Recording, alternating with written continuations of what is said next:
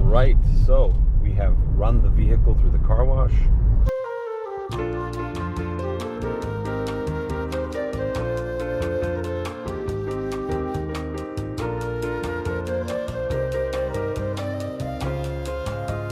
It is nice and clean, ready for some clay bar and some waxing action.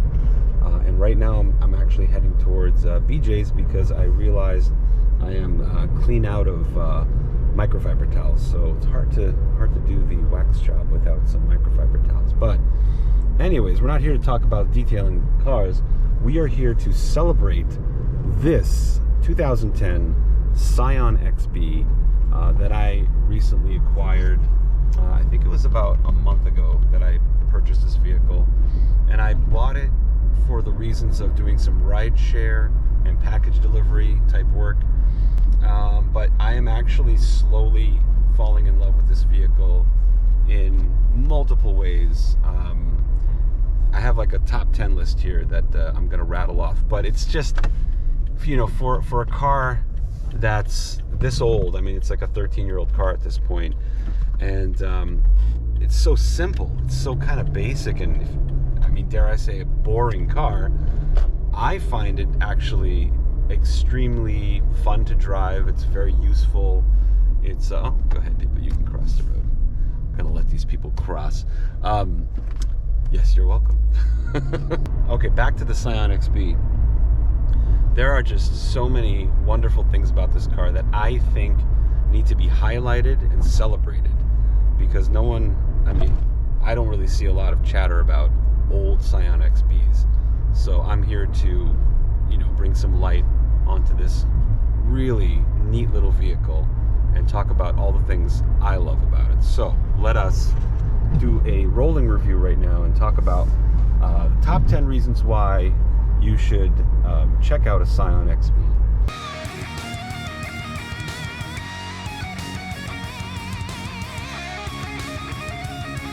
So the first reason is the shape, the boxy shape. I think it's a good looking vehicle. I like the boxiness of it. It's not as boxy as the first generation Scion XB, but it's just boxy enough, and I really appreciate the rugged lines on this vehicle. So I actually, just let me give you a little background. I bought this vehicle a month ago at a dealership in Cape Cod. You are mine now. You belong to me.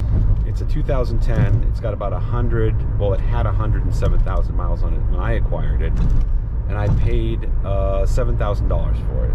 So for a Toyota, essentially, like a Toyota Corolla, just with a larger body attached to it, with 107,000 miles on it, in great condition. Whoever had it before me really took great care of it. $7,000 is it's a great deal. All right, number two, the interior is extremely useful, practical, and surprisingly comfortable. I've been driving this thing, doing Lyft. I've been doing rideshare with it. Give you a lift? And I spend at least 4 to 6 hours a day driving this thing around. And the front seats are surprisingly supportive and soft and comfortable for long durations. The rear seats are even better. There's a lot of cushiness to the seat bottom and the back, and there's a lot of room, of course. There isn't any type of like hump in the middle of the rear seat. It's just one big long flat rear bench. So surprisingly roomy, surprisingly comfortable, very nice seats in this vehicle, considering it is an economy kind of compact vehicle. It just offers a lot as far as space and comfort goes. So that's number two. Number three is visibility. So right now, obviously I'm driving. The visibility is absolutely fantastic. I am a huge fan of cars that have great visibility. That's kind of why I lean towards older vehicles from the 90s or early 2000s. They didn't have those raked windshields and those sweeping backs and everything.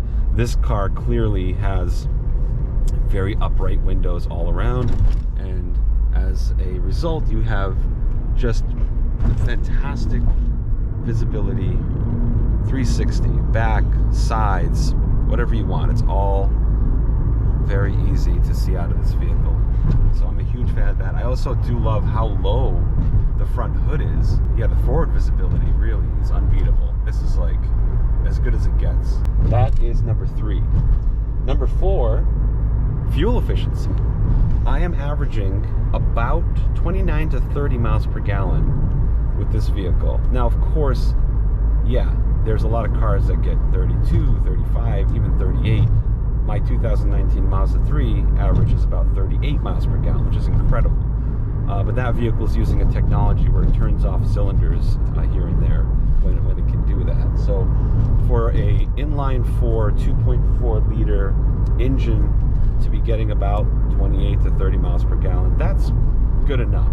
I would say this car is good with fuel economy, and I'm happy with it. So let's talk about the handling on this vehicle.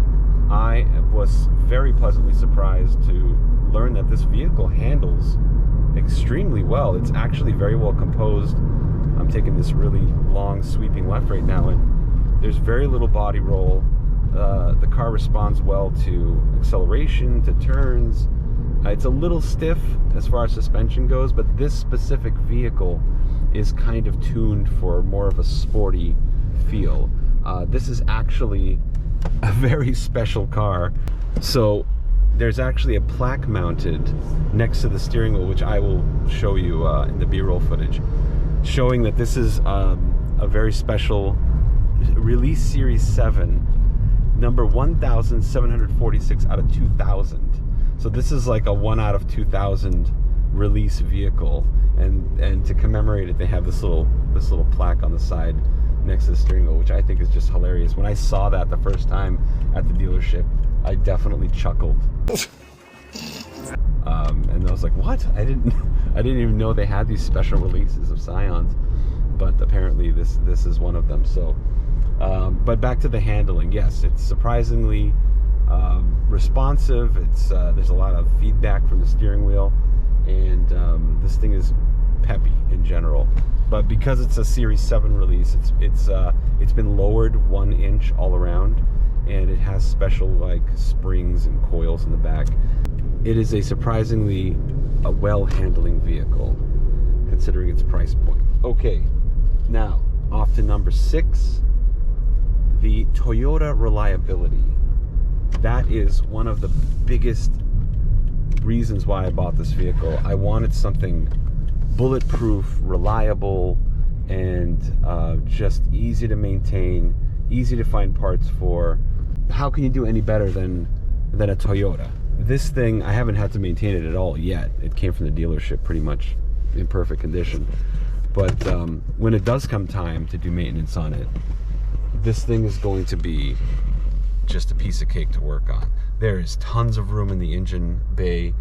The motor itself, like I said, it's an inline 4 2.4 liter, pushing about 158 horsepower. It is a timing chain, so you don't have to mess with that ever, really. And the vehicle is absolutely reliable. So that is a huge part of why I purchased this vehicle, and why people should look at these things, because you can't beat Toyota reliability. It's as simple as that. Okay, number 7. Oh, this is cool. Okay, so the rear hatch, because the car is so low, the rear hatch is at the perfect height for sitting on or tailgating. As long as you have something cushiony to sit on, it is the ideal height to just kind of have a couple people sitting back there having lunch, and then the tailgate opens up, so you've got like a canopy over you to protect you from the sun or the rain. It's probably the most perfect setup for tailgating that I've seen in like a compact hatchback or wagon vehicle. So that's awesome. I'm a huge fan of that. I actually have lunch in this vehicle almost every weekday, and I tend to do it in the in the back hatch area. I just open it up, put my little seat cushion down, have my lunch, and it's just really comfortable. It's really nice. So okay, number 8, the dashboard. This is great. Check this out. The dashboard on this vehicle is it's just made for people who want to use it on a daily basis and use it for work. There's a lot of flat surfaces. Well, I wouldn't mount anything here because the airbag comes out of there, but there's a lot of great flat surfaces where you can mount, you know, this kind of suction cup. What do you call those things? I don't even know what they're called. But places where you can mount these flat surfaces so you can put GPSs or phone holders, or, I mean, look right in front of me. There's this huge shelf that you can put whatever you want on. I have one of those pucks for right here too, so I can mount a GPS there if I want it. You've got a little cubby here for coins or whatnot. I mean, it's just, I love the dashboard. It's simple, it's not distracting, really clean lines here, and I'm a huge fan of it. Oh, let's not overlook these phenomenal tactile giant round dials here for the temperature stuff, right? Like, I love cars that are just easy to manipulate and use, and this one specifically, look, every dial is just big and fat and easy to turn, and there's, like, you know, this nice tactile response and sound whenever you touch everything. Huge fan of that. I don't like little buttons for the climate control or the radio. This vehicle's got whatever, you know, whatever you need for easy access to everything here. Plus, it's not overcomplicated. You know, there's not too much here to distract you. There's no screens, no funny business. The instrument cluster, it's got all the information you want. It's just, I love it. It's a perfect, simple dashboard. I really appreciate it, especially when you're driving a car all day. It just helps to have a very simple and less distracting dashboard there. So that was number 8. Okay, let's move on to number 9. This is great. Okay, this car, I didn't realize this until like a week after I'd owned it, has storage under the seats. It has, under the rear bench, there's like a fairly large kind of cavity where you can put like jackets. It's amazing that they thought, oh, let's put some more storage under the rear seats that's like easily accessible, and I'm gonna include some B-roll footage of that. I love that. I love that they found every little nook and cranny to make storage for people. There's cup holders in the doors. There's not too much in the center console here. Let me show you. There's just this little thing here for storage, but you know, the car makes up for it with storage right here above the glove compartment. That's really nice. That's perfect, actually. Put whatever you want there. Quick access. And you know, like I said, there's cup holders here, and there's actually lots of storage underneath the inside the trunk area. So when you open up the hatch, the floor opens up, and there's lots of good storage in there too, which I'll show you with some more B-roll footage. All right, reason number 10 why you should consider acquiring a Scion XB, it's the quirky factor. Obviously, this isn't a super rare car, but it's rare enough where if you're pulled into a parking lot or a gas station and you're filling up and another one pulls up near you, you end up having a conversation with that person just because they also don't see them that frequently either. There's actually lots of them around if you're paying attention, but it's kind of this car that's been forgotten, and it's not exciting, so no one really thinks about it or like brings it up in conversation, unless you have one, especially if you have a special version like this, which is the Series 7 release, and then you bump into someone else who has that same series or a series above or below it.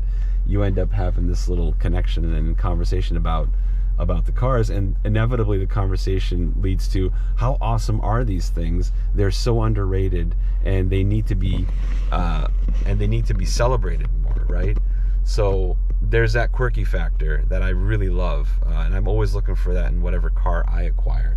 So I think that is the number 10 reason why you should look into these things. If you're a car enthusiast, you like having something different and interesting, but also useful, this is the ultimate useful vehicle. It is practical for days. It's got plenty of room. It's super reliable, and everything I just listed in that top 10 list. So yeah, that's pretty much it. I just wanted to celebrate this vehicle because I really think it needs to be celebrated and highlighted. The celebration! And I would urge anyone who's looking for a daily driver to look at Scion XBs, because so far I've been having an incredible time with it. and I'm looking forward to having this car for the foreseeable future as like my workhorse, as my daily driver. So awesome. As always, buckle up, put down that phone, and enjoy the drive. We'll see you on the next one.